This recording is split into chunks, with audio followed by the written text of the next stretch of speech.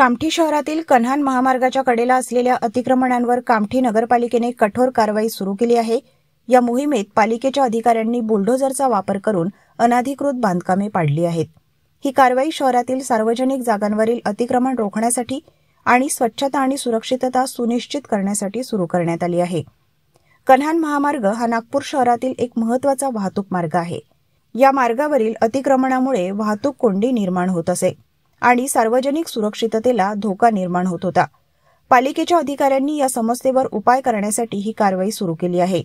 तर दुसरीकडे नागपूर ते कन्हानपर्यंत मेट्रो रेल्वेचे काम सुरू आहे।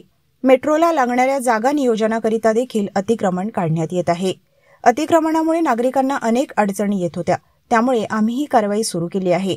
आमचा हेतू शहराची स्वच्छता आणि सुरक्षितता सुनिश्चित करणे असे आहे, असे पालिकेच्या मुख्य अधिकाऱ्याने सांगितले।